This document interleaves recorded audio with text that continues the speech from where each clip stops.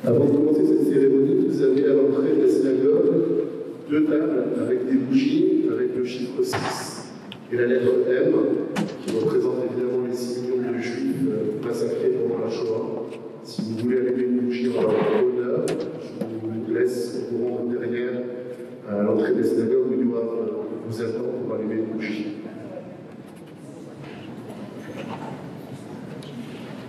On va tout de suite accueillir les Zéhi pour un témoignage sur la Shoah. Pour commencer cette cérémonie, j'appelle Gad. S'il te plaît, Gad. Et Héloïse, s'il te plaît.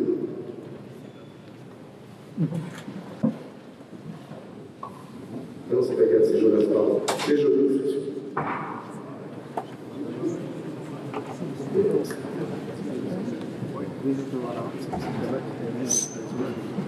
Allez, Jonas et Héloïse, on vous attend, s'il vous plaît. C'était trop vite.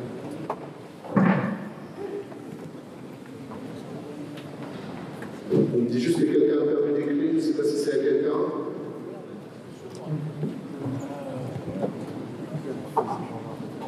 Si c'est à personne, juste peut-être donner l'adresse, comme ça on va retrouver le coup de la saison. Allez, venez les aider, s'il vous plaît, on commence tout d'abord.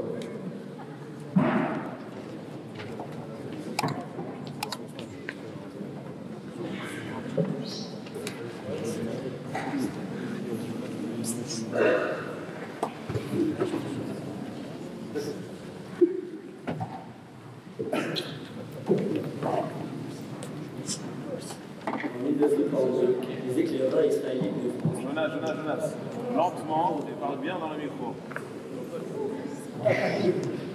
En 1942, les éclaireurs israéliens de France ont créé leur propre réseau de résistance, nommé Système, en référence à la section 6 de la 4e direction de l'Union générale des Israélites français, UGIF, dont ils faisaient partie. Les membres de ce réseau ont mené différentes actions de résistance, allant de la fabrication de faux papiers à la planification des missions de sauvetage d'enfants. En passant par des actions armées, à partir de 1943, sous l'impulsion de Robert Gavin, fondateur des îles. Le réseau a ouvert des fermes et des maisons pour accueillir des enfants à Lautrec, Moissac, Chambon-sur-Lignon, Jouy en Josas, Polioré, etc. La direction de la 6e était assurée par Marc Haguenau et Edith Pulver, qui ont été arrêtés à Grenoble le 18 février 1944. Marc Haguenau meurt pendant une tentative d'évasion et Edith Pulver meurt en déportation.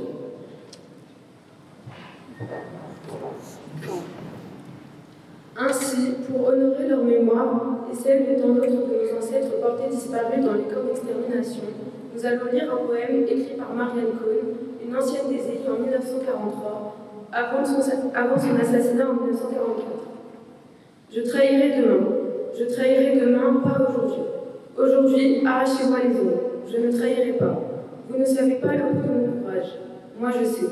Vous êtes 5 mangeurs avec des bagues. Vous avez au pied des chaussures, avec des clous.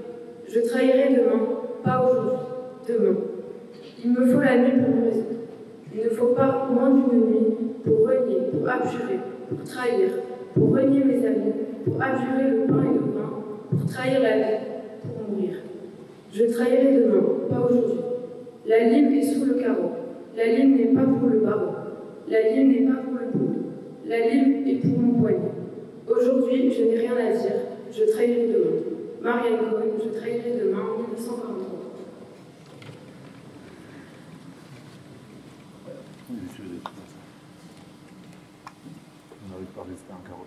Alors, on remercie les élus pour leur présence, comme d'habitude, et leur soutien continuel dans ces actions de soutenir. On va présent passer un peu plus de légèreté avec notre ami Réouven Déter, qui va nous interpréter une petite intermède musicale avant d'écouter le Bnei Akiva.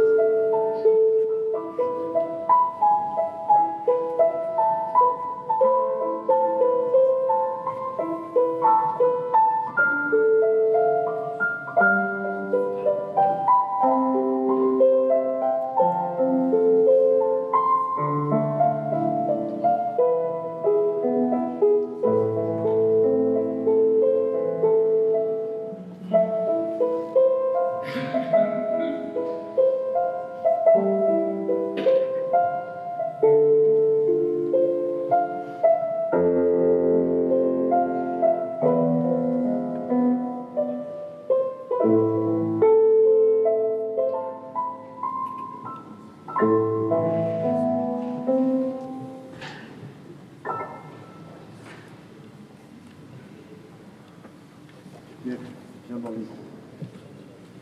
Je suis le descendant de plusieurs lignées de juifs importants d'Alsace depuis des générations. En effet, mon arrière-grand-père ou mon arrière-grand-mère, Margot Lesguer, bonne juive férue de l'étude des familles, a pris un plaisir infini à fouiller les archives pour dresser différents arbres généalogiques de notre famille. L'enfance de ma tante a été bercée par les récits de sa grand-mère, qui s'occupa de ses petits-enfants jusqu'à sa maladie, puis son décès en 1989. En particulier, elle lui conta la guerre telle qu'elle l'avait vécue avec ses parents, afin que tu t'en souviennes, ainsi que tout commande la Bible. Mon arrière-grand-père, Marcel Meyer, est originaire de Potargarchal. En 1939, Marcel sortait de son service militaire de chasseur alpin. Il a repris son service pendant la guerre. Vécut un temps au travers de ci et de là, en France, comme ouvrier de chemin de fer, garçon de ferme. Il devait se cacher. En 1943, il travaille sur la construction du barrage du lac de la Grotte. Un jour, les Allemands, accompagnés de la milice et de chiens, se présentèrent sur son lieu de travail pour affaler les Juifs qui s'y trouvaient. En entendant son nom, il eut le réflexe de se cacher sous le plancher de baraquement au bois. Cela lui valut la prison.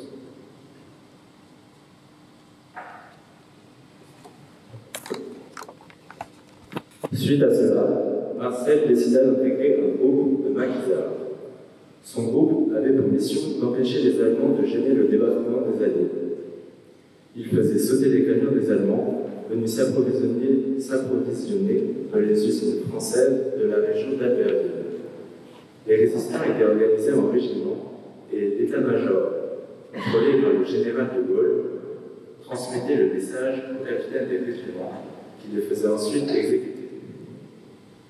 Une grande opération fut déclenchée en juin 1944 et, avec la collaboration du débarquement de Normandie, les résistants reçurent un appel par radio signifiant que des armes et du renfort allié allaient être parachutés. Après cela, ils se réfugièrent dans la montagne, mais le régiment de Marcel se rendit compte qu'il était encerclé. Les Allemands étaient venus en main. Ces derniers brûlèrent des champs, des maisons, sous les yeux horrifiés des derniers habitants, des femmes, des enfants et des vieillards. Heureusement, les Allemands furent attrapés par les troupes américaines et les autres résistants du général de Gaulle. Ils emprisonnèrent le lieutenant responsable de ces actes et le fusillèrent. La dernière action du groupe commando auquel appartenait Marcel fut l'attaque du col Vosges qui permettait le passage en Italie. Mais une mauvaise synchronisation avec l'artillerie provoqua l'échec de cette attaque. Les Allemands montèrent à l'assaut et les maquisards les accueillaient à coups de mitrailleuses. La mission terminée, le régiment se reposa 15 jours à Albertville. Suite à cela, Marcel entra dans la brigade d'Alsace-Lorraine dans l'armée régulière de la 9e division. Il y eut de très grandes batailles avec plus de 160 morts. Ces massacres étaient dus aux tirs d'obus et de tanks. Entre 1944 et 1945, beaucoup de combats se déroulèrent outre-Rhin. Les combattants rentrèrent par Wissembourg et s'échappèrent jusqu'en Allemagne. À ce moment-là, la mission était terminée et la guerre fut achevée par les Américains. Marcel rentra alors chez lui.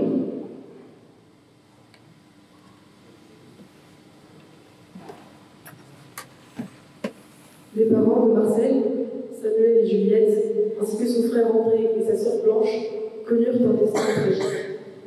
Ils s'étaient réfugiés dans les Vosges, en zone rouge. Ils furent signalés aux Allemands par le maire de la localité et déportés à Auschwitz en février 1942, où ils furent gazés. Avant de partir, Juliette Meyer avait confié ses bijoux à sa logeuse pour qu'elle les remette à son fils Marcel après la guerre dont elle s'acquitta. L'épicerie de Samuel Meyer et sa maison à Krautergersheim furent bien sûr vidées de leur contenu et vendues à ceux qui en voulaient. Cependant, Samuel Meyer avait remis, avant de partir, l'objet le plus précieux de sa maison à son voisin, le vannier Nicolas Blanchet. Il s'agissait d'une très belle Shabbat et Nicolas Blanchet cacha la lampe dans son jardin pendant toute la durée de la guerre et a même dû faire 3 mois de prison chez les nazis, soupçonné de cacher des biens juifs. Marcel peut ainsi récupérer cette précieuse relique à son retour. Il faut dire que la destinée de sa famille l'affecta profondément, et il emporte encore aujourd'hui les secrets.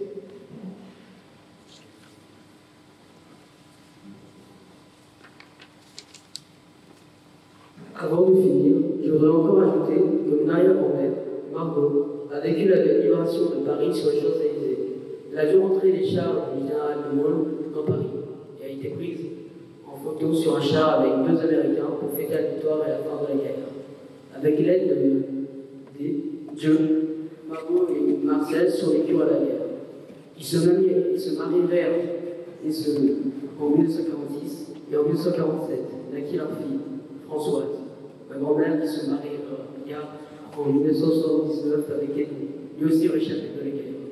Grâce à ces miracles, sont nés leurs enfants et petits-enfants qui sont là pour témoigner pour eux.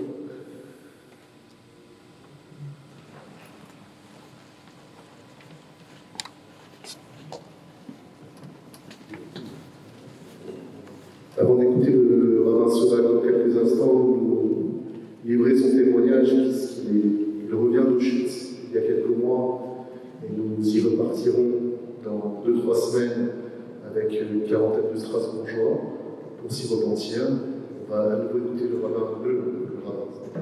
fils du rabbin d'Éter, Réhouven d'Éter.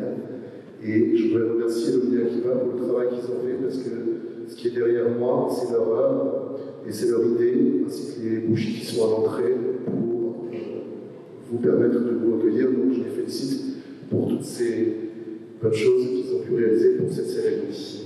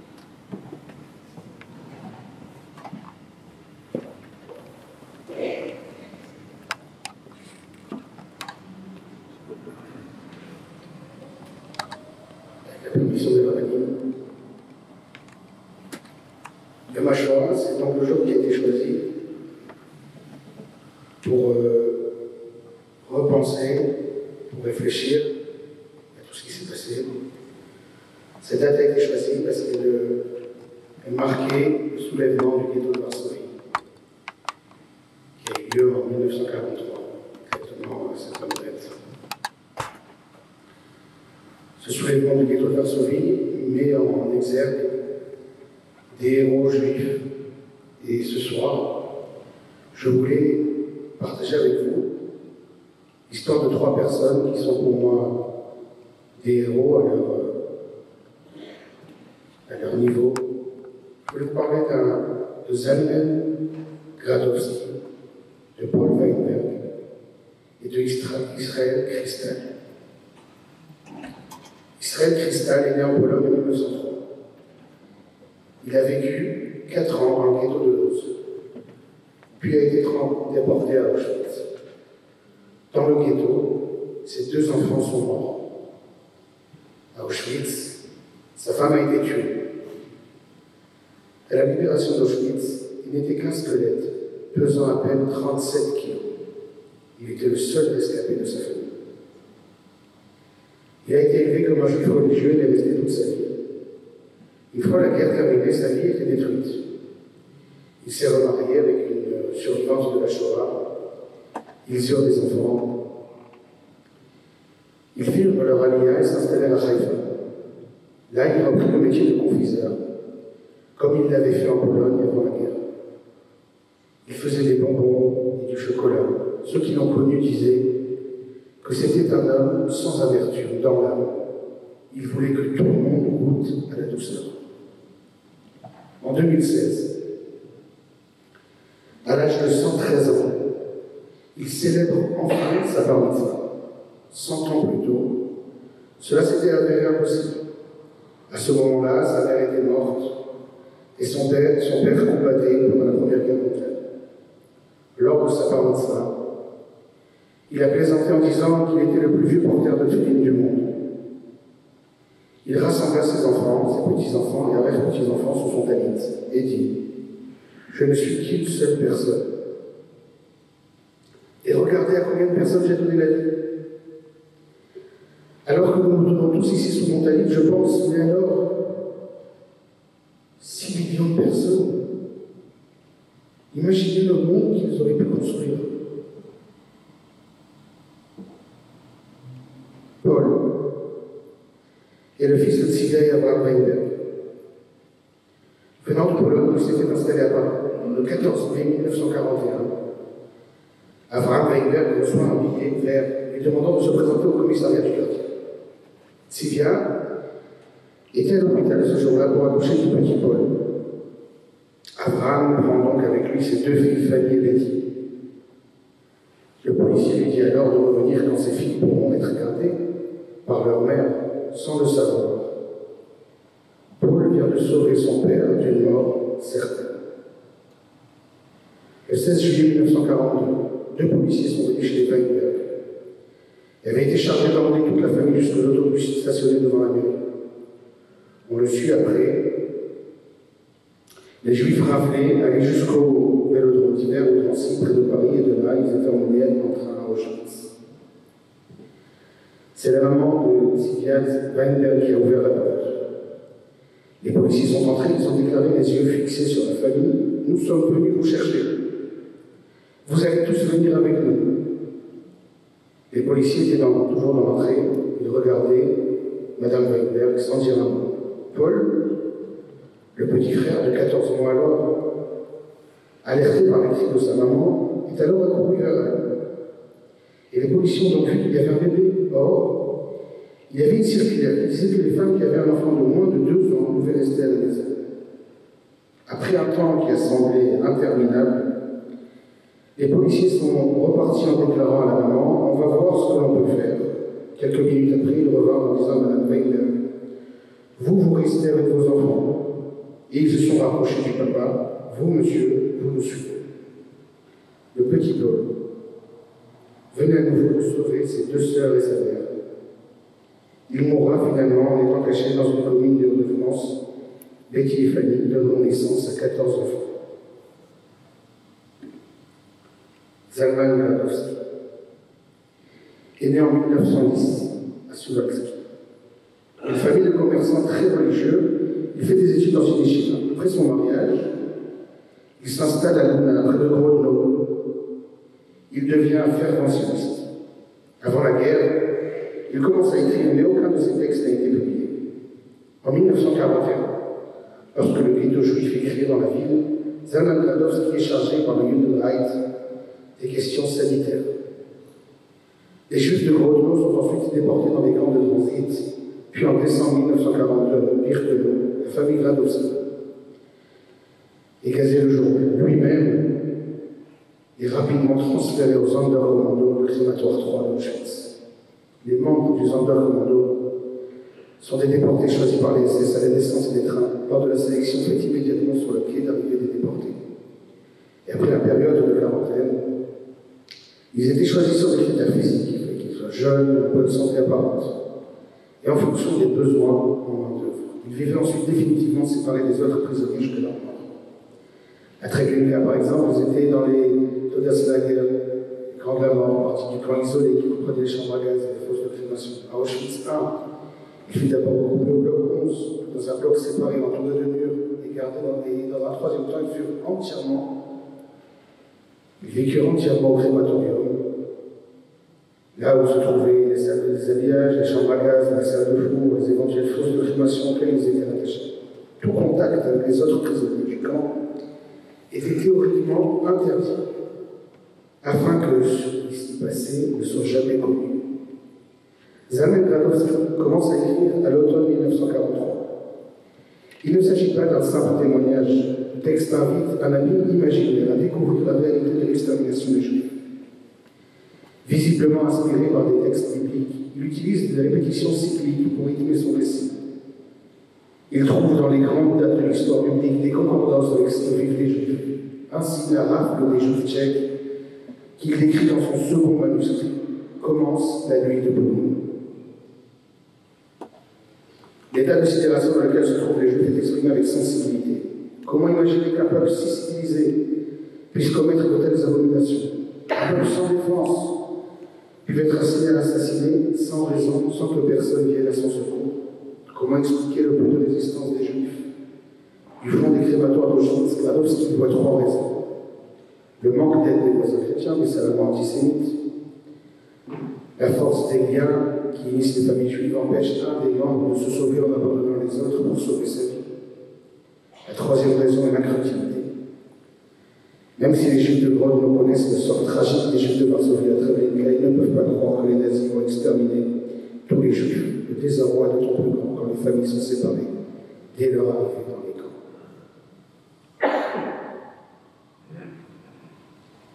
Voici un extrait au cœur de l'enfer de Zalman Gradovski. Cher lecteur, j'écris ces mots aux heures de mon plus grand désespoir. Ces textes ont été trouvés, cachés, ça et là, autour des fours crématoires. Je ne sais, ni ne crois que je pourrai jamais relire ces mots. Après la tempête, qui sait si j'aurai le bonheur de pouvoir un jour révéler au monde ce profond secret que je porte dans mon cœur? Qui sait si je pourrai jamais revoir un homme libre, si je pourrai lui parler? Il se peut que ces lignes que j'écris soient les seuls témoins de ma vie d'autrefois. Mais je serai heureux si mes écrits te parviennent, libres citoyens du monde. Une étincelle de mon feu intérieur se propagera, peut-être en toi, et tu accompliras dans ma vie au moins une partie de notre volonté. Tu tireras vengeance des assassins. Cher découvreur de ces écrits, j'ai une prière à te faire. C'est en vérité mon essentiel raison d'écrire, que ma vie condamnée à mort trouve au moins un sens. Que mes jours infernaux, que mon lendemain sans issue, atteignent leur but dans l'avenir. Je ne te rapporte qu'une part infime, un minimum de ce qui s'est passé dans cet enfer d'Auschwitz-Birkenau. Tu pourras te faire une image de ce que fut la réalité. J'ai écrit beaucoup d'autres choses. Je pense que vous trouverez sûrement les traces. Et à partir de tout cela, vous pourrez vous représenter comment ont été assassinés les enfants de notre peuple.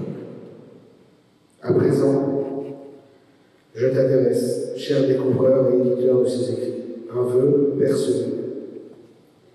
Je te prie de te renseigner à l'adresse indiquée pour savoir qui je suis. Tu demanderas à mes proches la photo de ma famille, ainsi que ma photo avec ma femme. Et tu joindras mon portrait à ce livre à ta guise. Je veux ainsi perpétuer leur chèrement bien-aimés, eux à qui je ne peux y offrir à présent même une larme, car je vis dans l'enfer de la mort, et ne peux estimer comment il convient l'ampleur de ma perte. Je suis moi-même condamné à mort. Un mort peut-il pleurer à mort? Mais toi, étranger, libre, citoyen du monde, je te prie de verser un pleur pour eux, lorsque tu auras leur corps enterré sous les yeux. Je leur dédie à tous mes écrits. Ceci est ma larme, ma plainte, sur ma famille et sur tout mon peuple. Je vais t'énumérer ici les noms de ma famille. Ma mère, Sarah, ma sœur, Libé, ma sœur, Esther Rachel, ma femme, Sonia, Sarah, mon beau-père, Raphaël, mon beau-frère, Wolf. Ils ont péri le 8 décembre 1942, gazés et brûlés. J'ai eu aussi des nouvelles de mon père, Samuel, qui, jour de Yom Kippour 1942, a été capturé par eux. Pour la suite, je ne sais plus. Zalman, Radovski, les Zéhi, le Père Akiva, font exister, font vivre. Chacun des noms, il y en a 6 millions, c'est beaucoup trop. On essaye de travailler comme on peut ici à Strasbourg et dans toute la France, dans tout le monde, pour essayer de faire en sorte que l'on comprenne, que ça continue à exister. Demain soir, justement, à la salle Trichler, des réflexions qui sont si nécessaires sur les méthodes, sur tout ce qui peut exister pour perpétuer, et que ainsi, il y ait Zichram Baruch.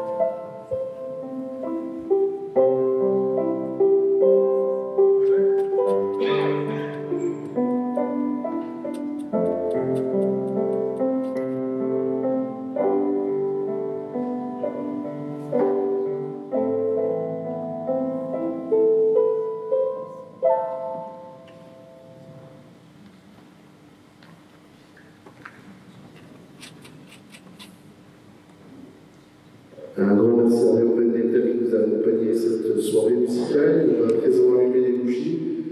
Et tout de suite après, le Khazan Jackie Wakin nous interprétera El Malek Haramim, et notamment par le Kaddish et un chant à la mémoire des déportés. Pour les bougies, je vais appeler notamment le grand rabbin, s'il peut venir, s'il vous plaît, monsieur le grand rabbin. Je vais appeler également Anne Denado, conseillère départementale, s'il vous plaît. Je vais appeler monsieur Roland Lévy, enfant caché pendant la guerre. Franck Auxerre, s'il vous plaît, fils de déporté à Auschwitz. Je vais également appeler monsieur Simon Blum et Thierry Ross, dont la mère a également été enfant caché. Voilà.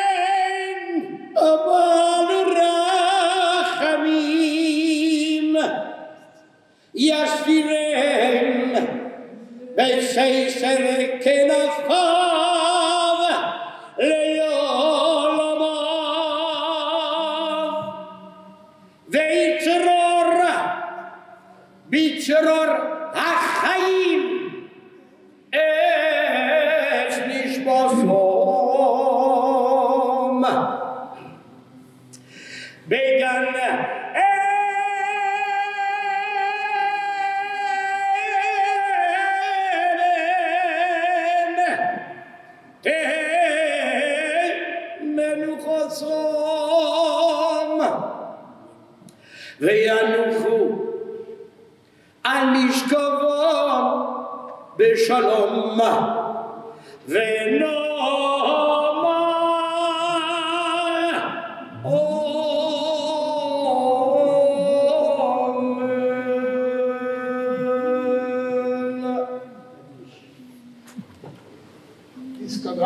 יסתדר שמי עמו. ולמוד יפוך יחוסי ויבני יחוסי וחייכון וביומכון וחיי לכל בית ישראל בעגולו בזמן כוי וימו אמן.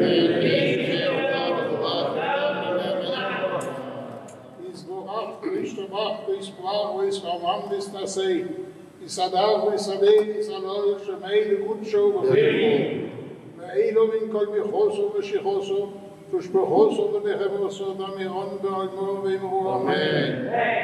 יהי שלום רבנים שמריו וחיים עלינו ועל כל ישראל ואמרו אמן. עשה שלום במרוף ויעשה שלום עלינו ועל כל ישראל ואמרו אמן. J'invite les Akiva et les EI à venir pour chanter et j'invite tout le monde à reprendre avec eux le chant animalique qui clôturera cette cérémonie. Et je demanderai juste après aux dames de retourner derrière la Mechitza pour qu'on puisse faire Maharir en vous souhaitant une bonne soirée. Et je me permets de rappeler que demain soir, dans la salle Hirschler, il y aura une table ronde qui est organisée par le consistoire. Donc je vais vous donner le programme. Rendez-vous demain à 20h à la salle Hirschler sur le thème de Yom HaShoah avec les intervenants comme Guillaume Danglot, Laura Rasseval, Jostina, Daniel Kring, Frédéric Colomina, Richard Arouaf, Nicolas Logel et le docteur Francine Véran. Tout le monde sur votre présence nombreuse. Venez, venez. Les EI, vous pouvez venir également si vous voulez bien.